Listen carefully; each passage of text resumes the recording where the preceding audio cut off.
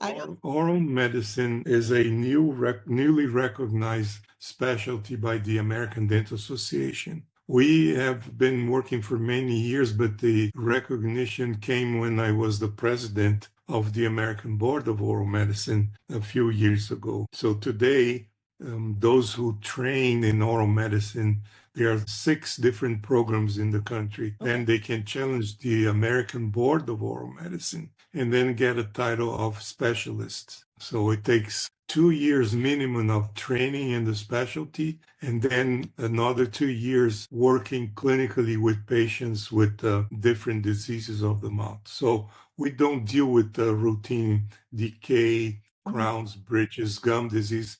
We treat patients with diseases of the oral cavity, like chronic inflammatory diseases and immune-mediated diseases and so on. If you would like to know different strategies to improve your quality of life during your cancer journey, this is the podcast for you. Welcome to Taking Charge of My Cancer podcast, where I'll be interviewing different healthcare professionals, cancer survivors, and I'll be teaching you different resources, tips, and solutions so you can get the best outcomes while dealing with a cancer.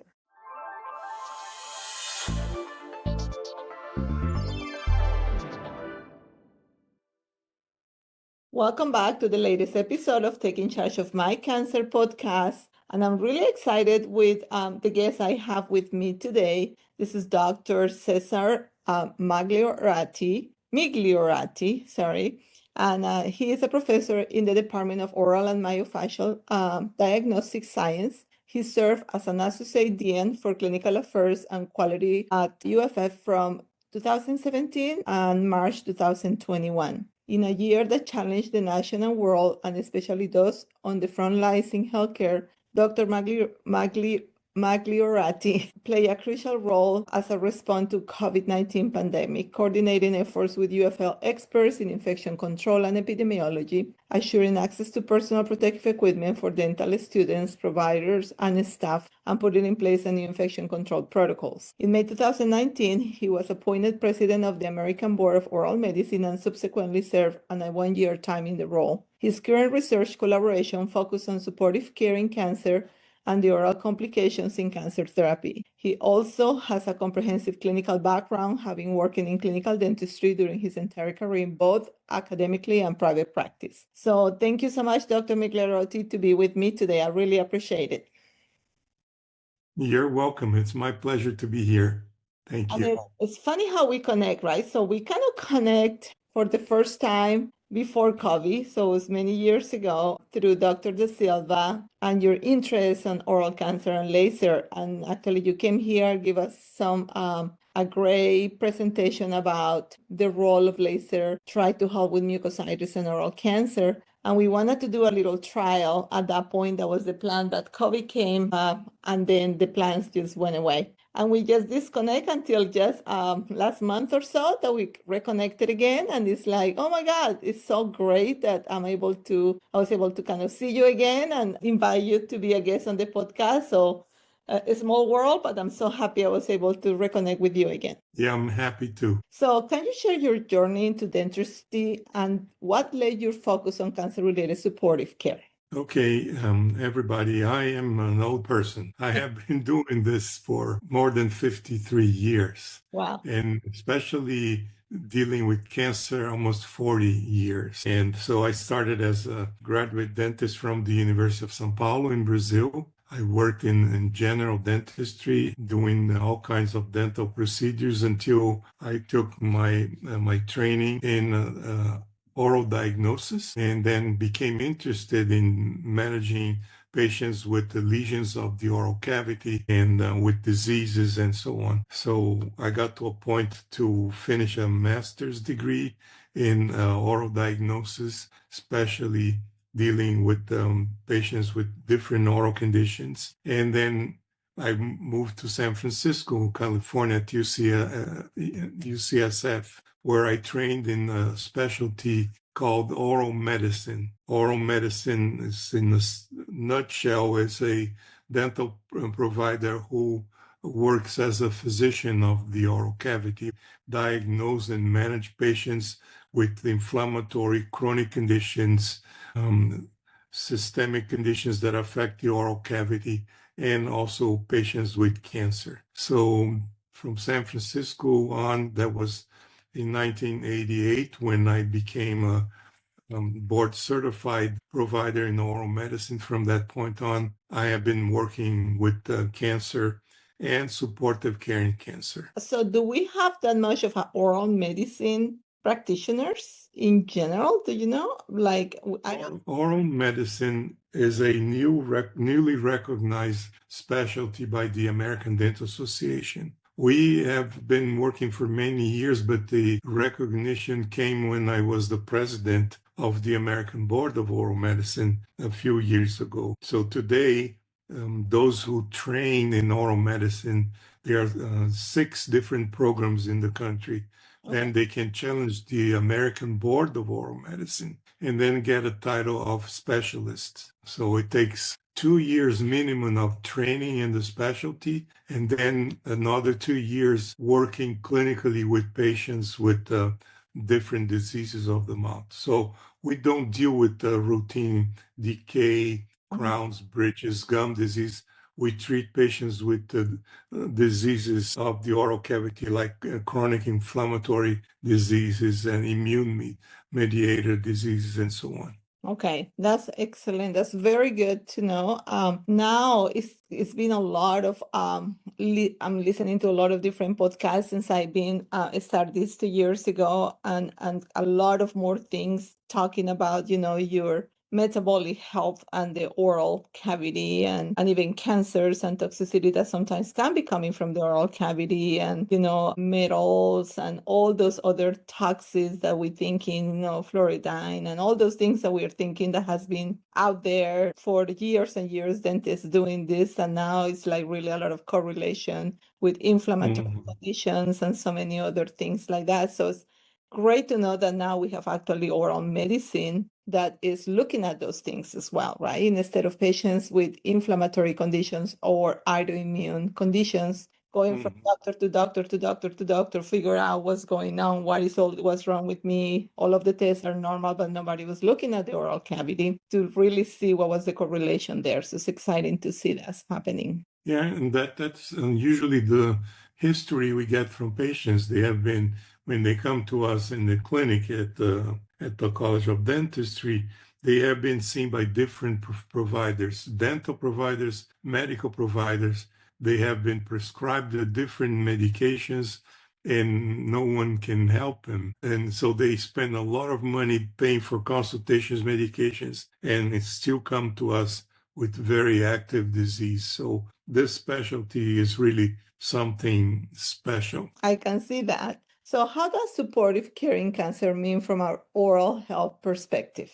Yeah, supportive care in cancer is equal to excellence in cancer care. And the oral cavity, due to a number of issues, is one of the targets during cancer treatment where patients develop a number of complications that can really not only change the quality of life, but in some cases, depending on the severity of the complications, the treatment of cancer cannot be completed. The complications in the oral cavity are very severe, frequent in cancer therapy. Now, when I start working with oral medicine and cancer, everything that I was involved with was oral cancer and treatment for oral cancer. But with time, we learned that people with different types of cancers are affected by conditions that may appear in the oral cavity. So now we can deal with patients with like bone cancer, with bone marrow transplantation, with leukemia, lymphomas. And because of their treatment, they develop problems in the oral cavity that are usually not addressed by the oncologist. So that's why the oral oncology specialty developed in a way that we can work with the oncologist and support the patient during their therapy. So that's why it's called the supportive care in cancer.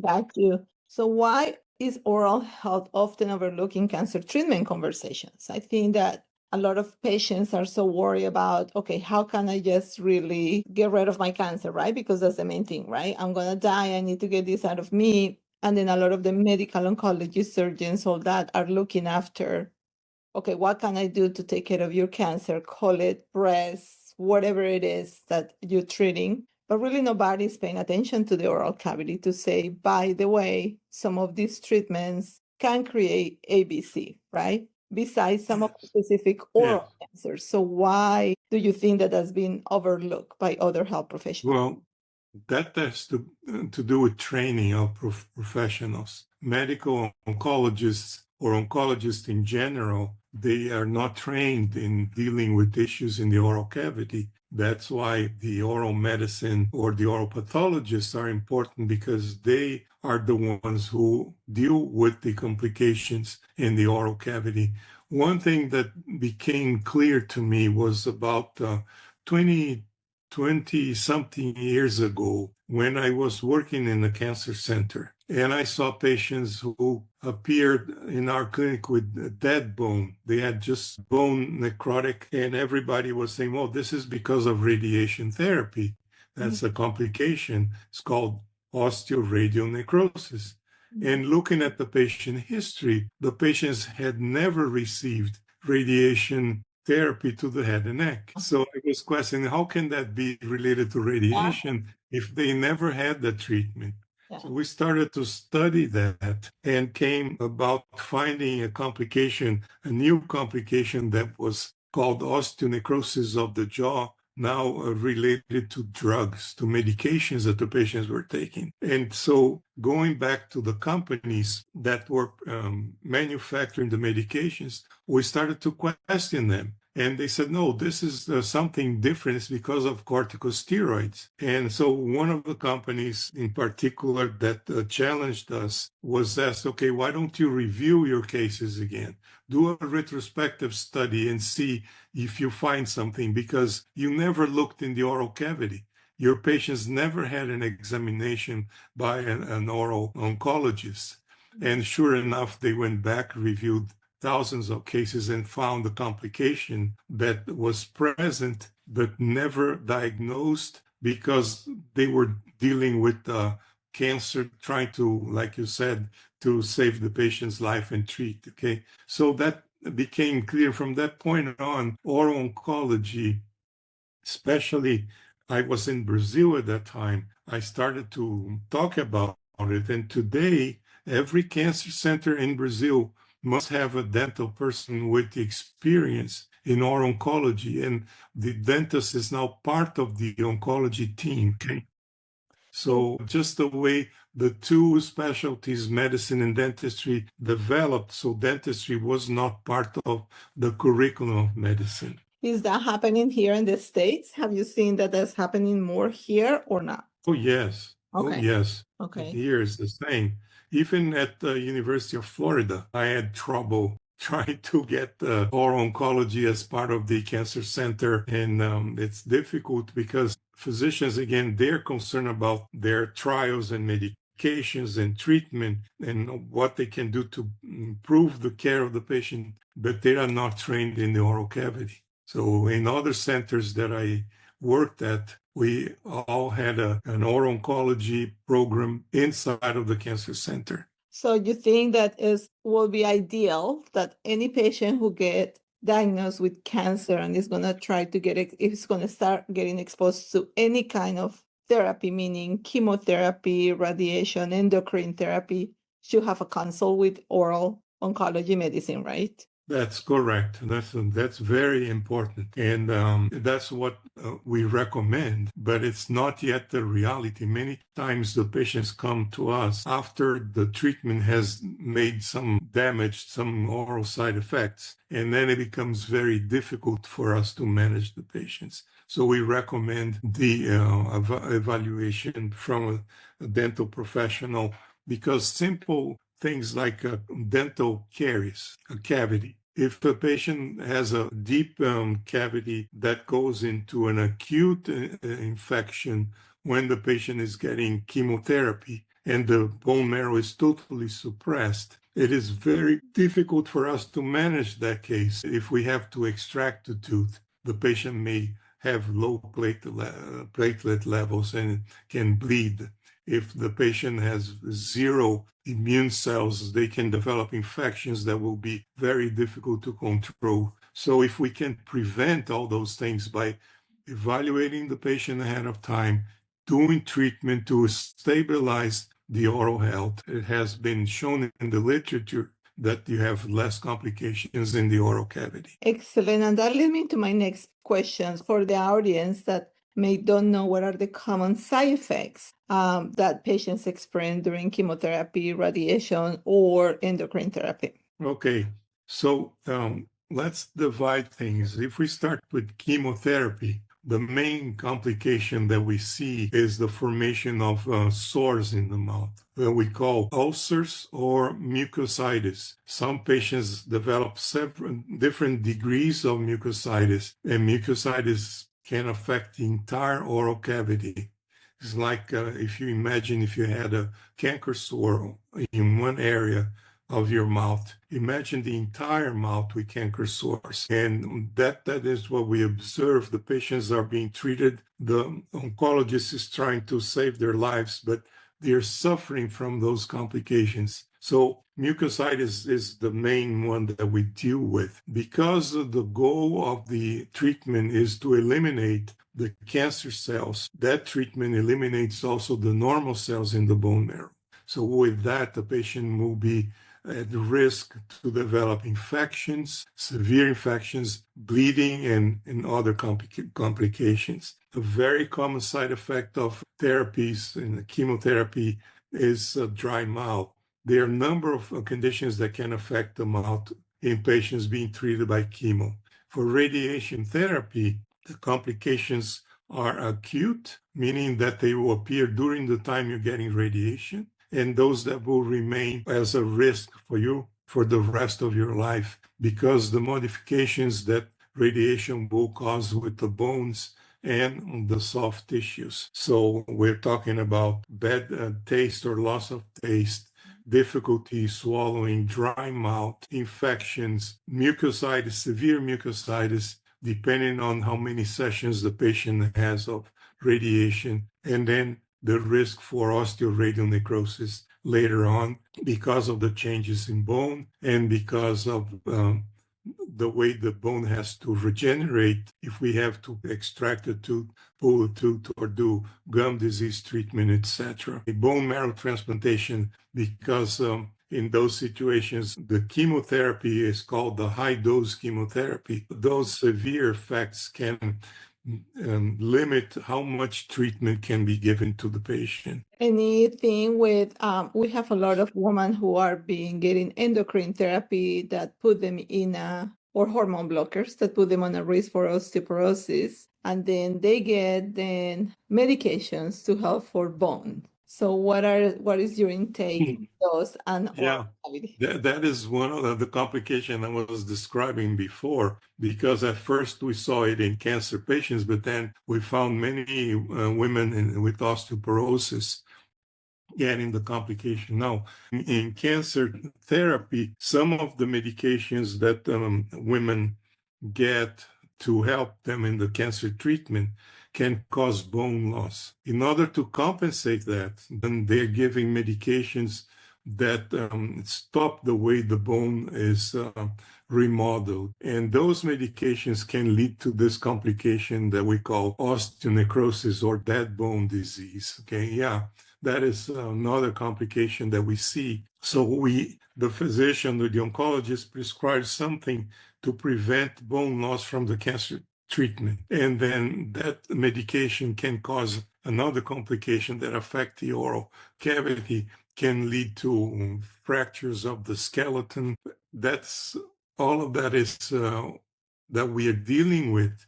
And the more newer medications they develop, more we're learning about complications that can affect the oral cavity. So it's a constant process of learning, improving, and trying to help patients during their cancer care. Got you. It is certain cancer treatments more likely to cause severe oral problems. You're thinking more like oral cancer? Yes, I think the two main ones would be high dose chemotherapy that is used for some in particular cancers and in bone marrow transplantation, and then radiation to the head and neck with a high dose, usually 5 to 7 weeks of treatment, 5 days a week, and resting during the weekend. Those are the ones that are more likely to cause complications in the oral cavity. And now we're going into something I know you really enjoy very much, and is what is the role of laser in treating some of these side effects of radiation? Okay, well, many, many years ago, while working at the cancer center in Brazil, we started to use laser light, to try to control the inflammation that takes place when the patients develop oral mucositis, those widespread sores in the oral cavity. And without knowing much about lasers, we knew that at least when we applied the light to the areas where the sores were, the pain was controlled. So patients felt better, like if we get giving them some numbing medication. But also, with time, we learned that the inflammation was being controlled and the healing of the sores was being accelerated. So, based on that, we started to talk about and get colleagues around the world interested in this. And then with time, we learned that if we apply this light before the patient starts therapy and we follow the patient throughout therapy applying the light, we can prevent the source, the complications to develop, which became very, very important, especially for patients who are going to get the heavy dose treatment. And so this therapy developed into what we call today photobiomodulation. So in translating this is the way to use light, laser light, or just light emitting diodes, we call LEDs, that can affect the way the source develop and heal. And so with photobiomodulation, we develop protocols. They're today recognized worldwide and are being used in cancer treatment in several centers in the US and around the world. So this is something that is hard to imagine when we talk to the physicians and say, we're going to shine light in the area and the patient is not going to get mucositis. They start laughing, thinking we're magics, that we're using a wand and just doing like this, like Harry Potter. But it is the reality. And I experienced this within the hospital, the cancer center, with patients, because in some cases we have to deliver this therapy every day. The patients were waiting for us. They didn't care about the nurses, the oncologists coming to talk about the treatment. They would ask, when is the dentist coming with that light? Because that is what takes away my pain and helps me. So it is something that I'm proud to be part of, one of the groups that developed this, that became a protocol that is used with tremendous efficacy in different parts of the world. And again, go back. I know that back then, before COVID, we talk about try to establish that protocol with our radiation oncology group here at UF, and that really did not happen, right? Because that's when COVID came, or are we? Yeah, that never happened. And so after COVID, we had to catch up with all the damage that happened in the college to restart the clinic, and the clinics had to be closed. We had to do some engineering to isolate different operatories. So it's kind of my dedication was mostly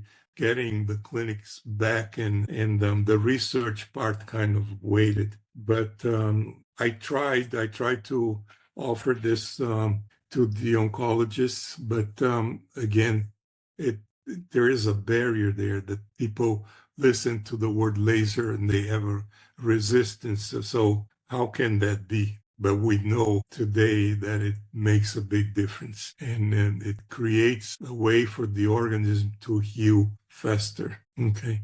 We have to come up with a plan, Dr. Migliorati, where we can try to get that going here. Because we have seen, so since you came and give us a talk, we actually got a laser. It's not the same unit that we can use orally, but it is something that we've been using as well for some other things, extraorally, including some TMJ or temporomandibular disorders pain and some cording and some scarring, and has been really good. So I wish we can really either we have to get a different unit to be able to use it inside the mouth, and then hopefully at one point maybe try to really get back this concept back to radiation oncology and see if we can really get it as a part of protocol. I think that will be amazing, because these patients, that's what I hear every day, right? It's like the lack of eating. They have to really go and get a feeding tube because they lose so much weight.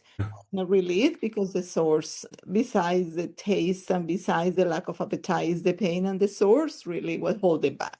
So it's really And all of those complications require sometimes the patients to be hospitalized, and that increases the cost of care tremendously. So exactly. the benefits of being able to prevent or control these complications is has no price. Now I know two studies they're being done. One about Dr.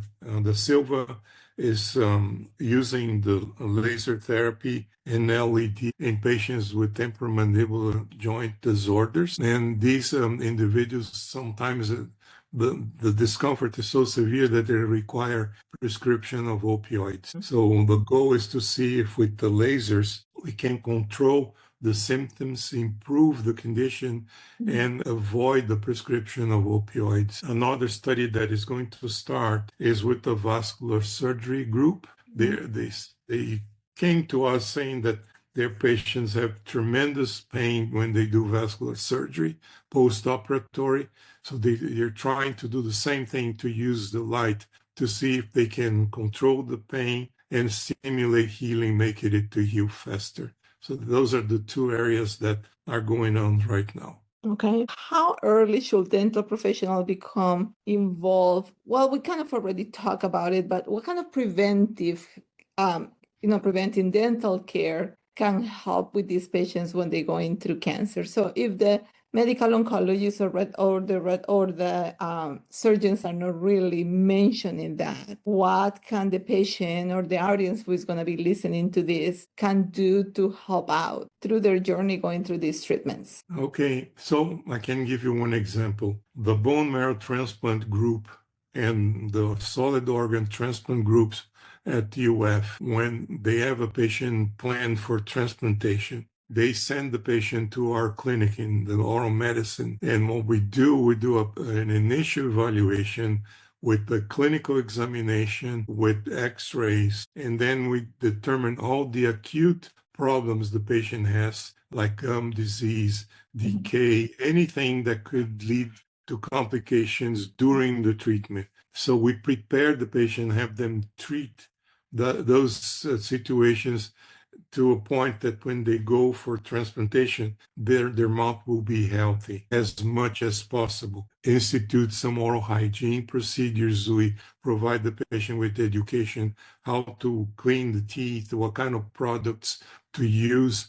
And then we give them brochures that orient how things are going to happen or might happen, so they will not be surprised during treatment that having some of those complications. So we recommend for any type of treatment, cancer treatment, if the patient could be evaluated by a dental professional who has experience in how to provide the patient with this type of care. That is the best thing to do.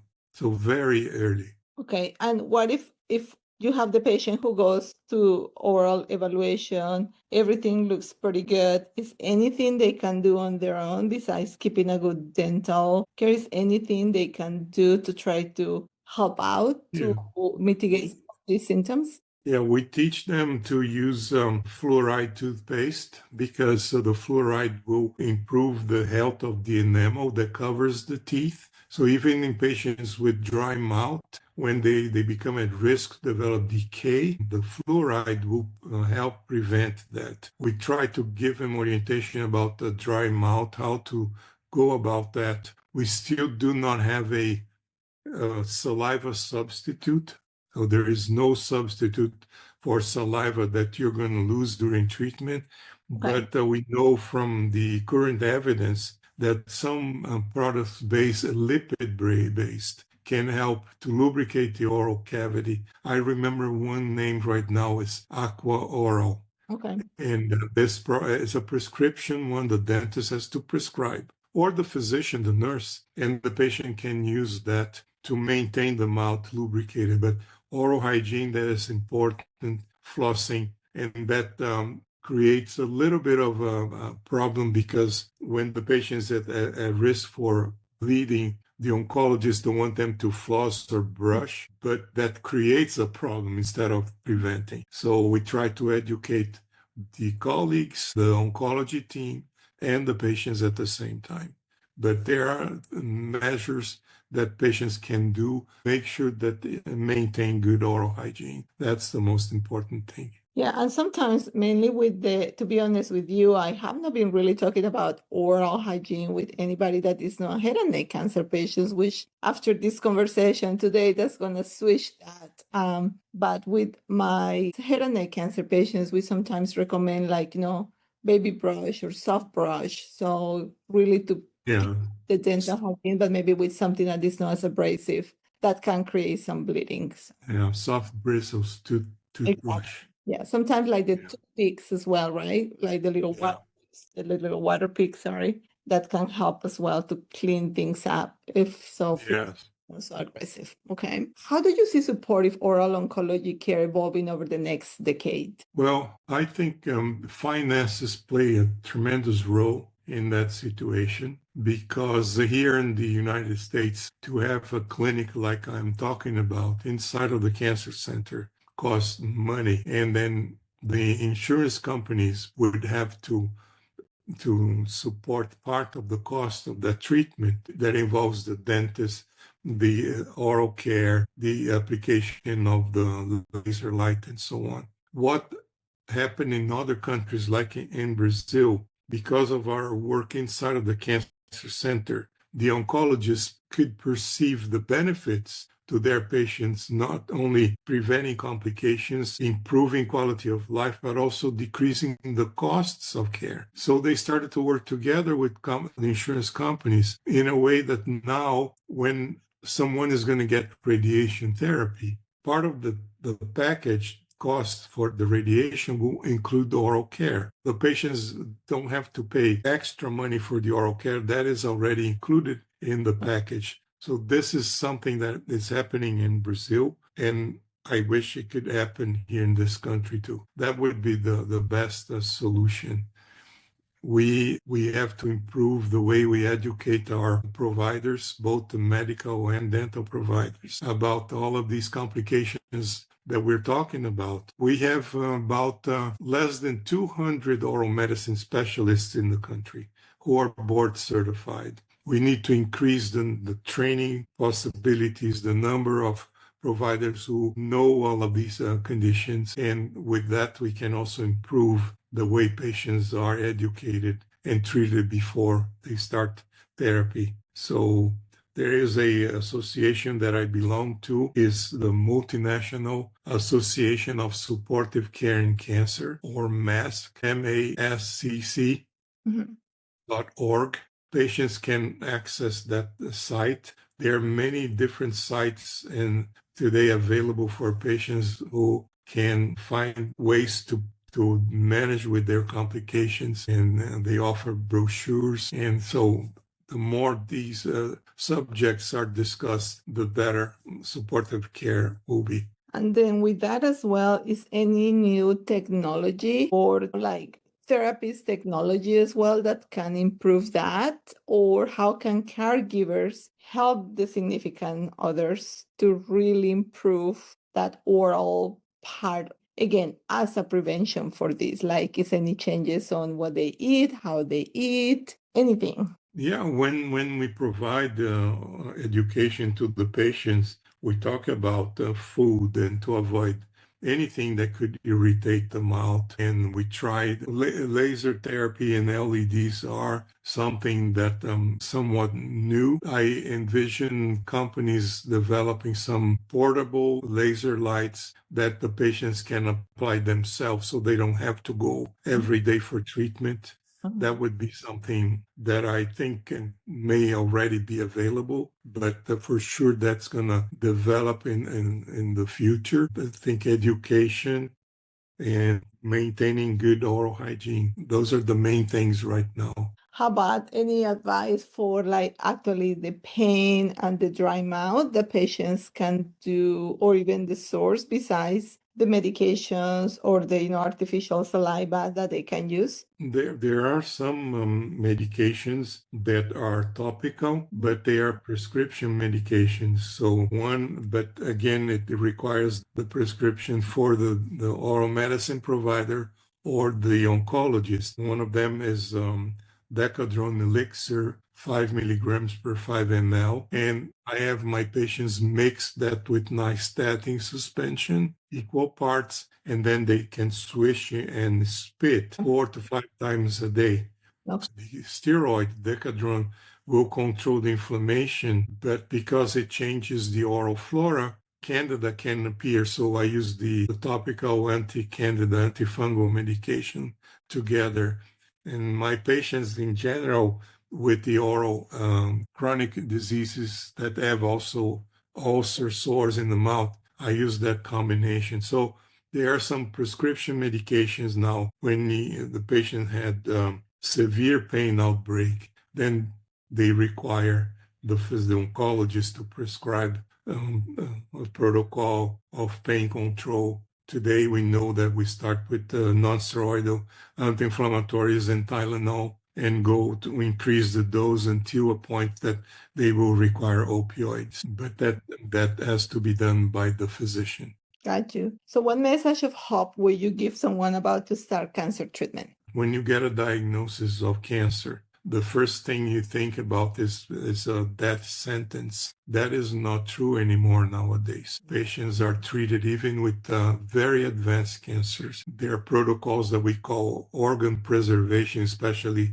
in head and neck cancer, where even patients who had their pharynx removed, they couldn't talk anymore. We have protocols now that can treat the cancer advanced and maintain the patients with a reasonably good quality of life. So I think don't lose your hope. Try to talk to people about your type of disease. Find groups of support that have similar conditions who have been treated, because then you can hear from peers how they went about their treatment, what kind of complications they had, how they managed, how they talked to their oncology team. So don't lose your hope, because today cancer is what we call a chronic disease, and we have patients living with cancer for many, many years. Okay. That's correct. And it's one thing you wish every oncology team prioritize about oral health. I think send the patient to their dentist for an evaluation before starting treatment. That would be a win-win situation. And then where can listeners go to learn more or find supportive care resources about oral health during cancer? Okay, mask.org is one. The American Academy of Oral Medicine has some brochures for patients. The American Dental Society has some information for patients. There are different oral cancer groups that provide information to patients. And I think if you search in the internet oral cancer care and patients, something like that today with the AI, you will get a whole bunch of links to different sources that even the National Cancer Institute has a site where patients can go in and learn about the complications and their suggestions how they can prevent that and measure and improve. Okay. Excellent. And how can people reach out to you if they have any further questions?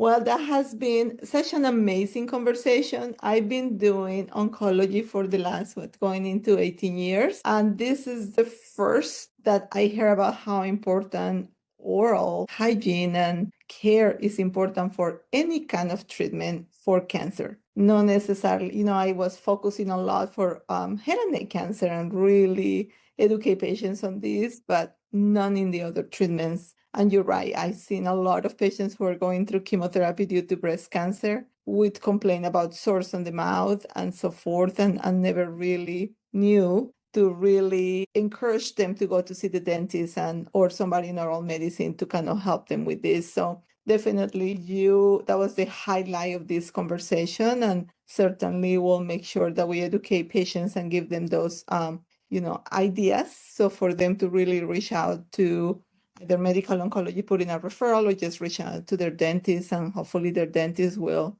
send them in the right direction. So I appreciate this, Dr. Migliorati. Thank you again for being part of the show. It's my pleasure. I think podcasts like this are very important. That's why I'm always willing to participate with all the ways that with social media we can spread good news. We have, I think we're in a different time, different era, and hopefully more and more information will be provided to patients who have to be treated for cancer. It's not easy, but it's something that can be done. Excellent. Very good. Thank you so much. And you have Thank you. of the afternoon.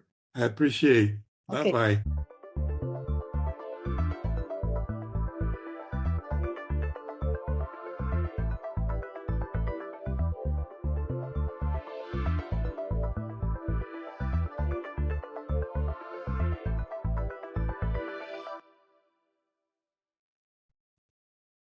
Thank you so much for listening to the latest episode of Taking Charge of My Cancer podcast. If you have not already, feel free to share this with more people so they can benefit from this information. If you would like to connect with me, see the information on the podcast description. See you later.